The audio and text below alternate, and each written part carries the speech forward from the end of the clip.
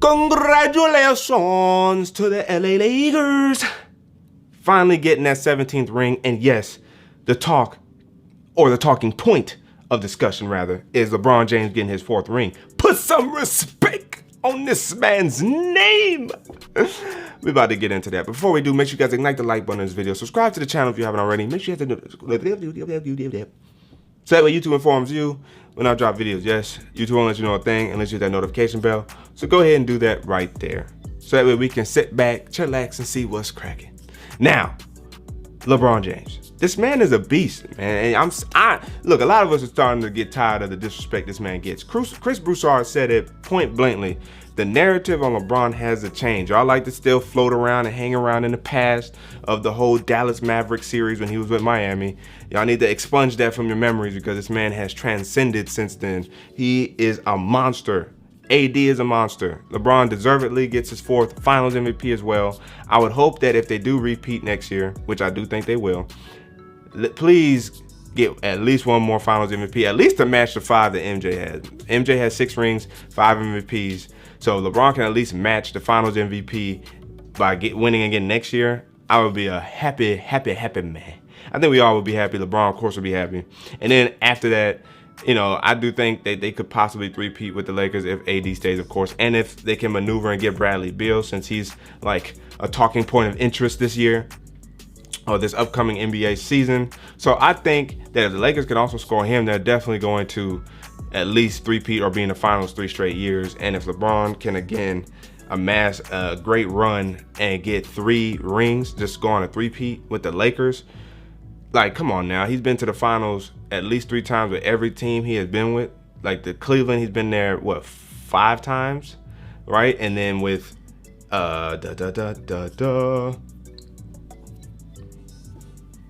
Miami, he's been there 4 times, right? And then the Lakers 1 time. That's 10 finals appearances. So if he can get there 3 times with the Lakers and then he gets multiple rings, come on, man. It's the end of discussion. This man is greater than MJ. There's so many metrics or things you can point to as the reason why LeBron is greater than MJ, whether it's just pure stature.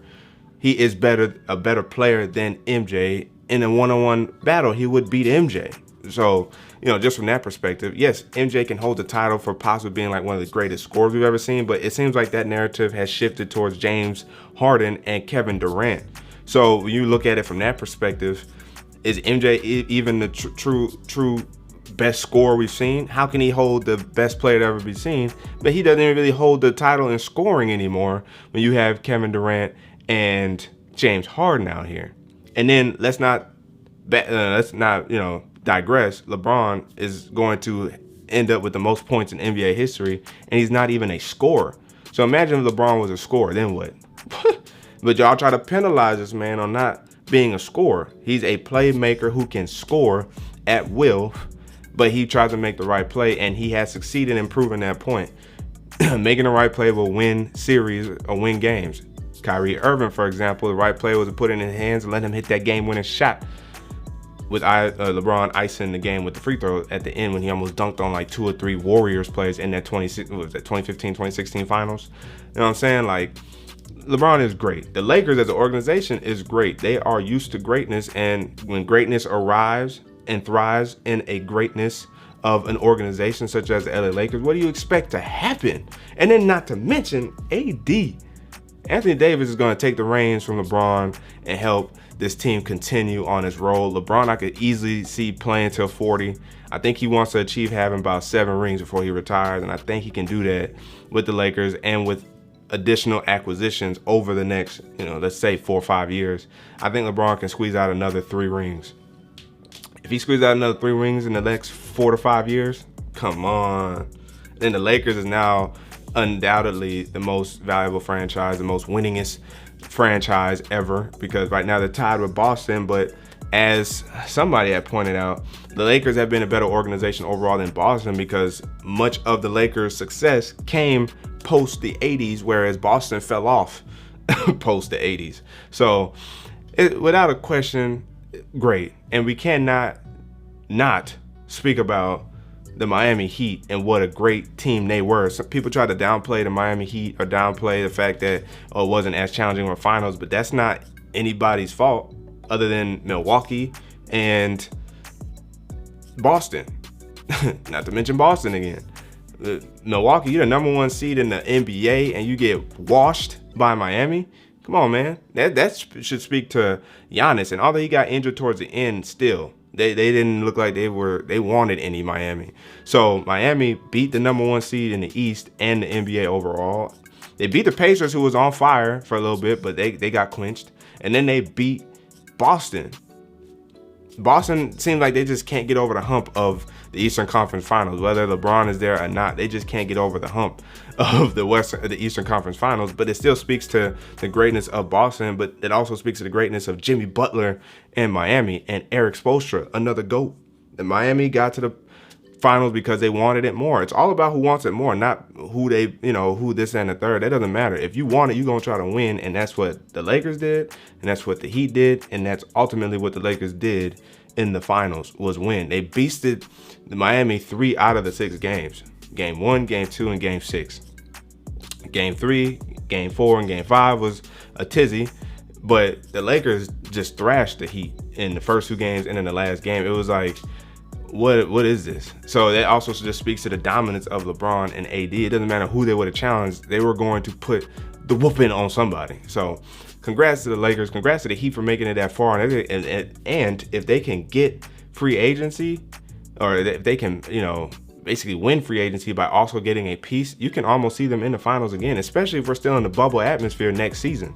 Let's not forget that the bubble season, it will still probably be here next year. You know what I'm saying? Or at least for part of the season, seeing as COVID has not gone anywhere.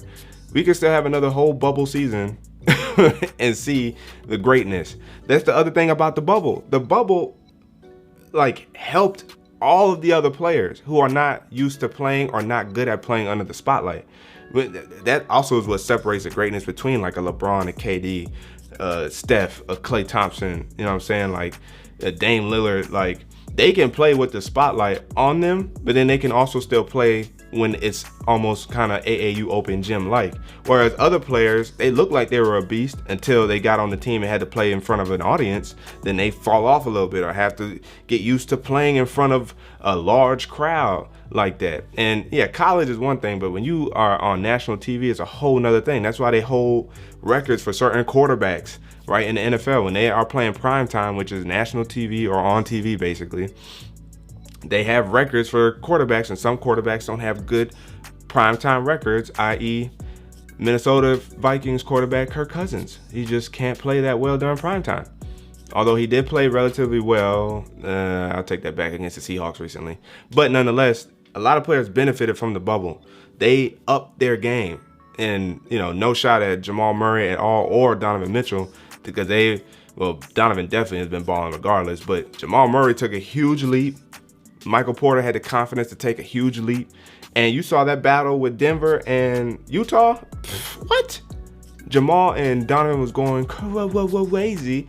And let's be real, that's why Denver made it as far as they did, which kind of speaks ill of the LA Clippers, right? Because the Clippers could have easily lost to the Mavericks, because the Mavericks had them in hand until they kind of played Kristaps Porzingis, KP, you know what I'm saying? They played the unicorn, so, they squeaked by the Mavericks, but then they behinds handed to them by Denver. You're up 3-1. There's no reason why you shouldn't win that. And they didn't want it. Denver wanted it more and proved to be the better team. So I don't want to hear all that talk. And Lakers had last beat the Clippers and was going to do that again in the playoffs. So there's no talk about the Clippers the Lakers would have handed them a gentleman's sweep as well. 5 games, victory. So the bubble has actually been giving us more entertainment in terms of other players that you would not have thought to step up. And so, if we get this again next year, it's going to be interesting to see. As we saw, the Phoenix Suns went on a whole undefeated run in the in the bubble. Devin Booker was out here looking spicy. So, again, if we get the bubble again, expect competition to be risen. You know what I'm saying? Like, there is no advantage in the bubble, and that's why players succeeded more in the bubble. So if we go back to the regular, of course, we're going to see and maintain dominance and greatness from the Lakers, because that's what those players do. And they won without Avery Bradley, one of their premier defenders. They won without him. So come on, man, give it, the Lakers, all due respect, give it to him. And LeBron, give it to him. Like you said, Jeannie Buss, Rob Pelinka, him, the Lakers, AD, give them their respect.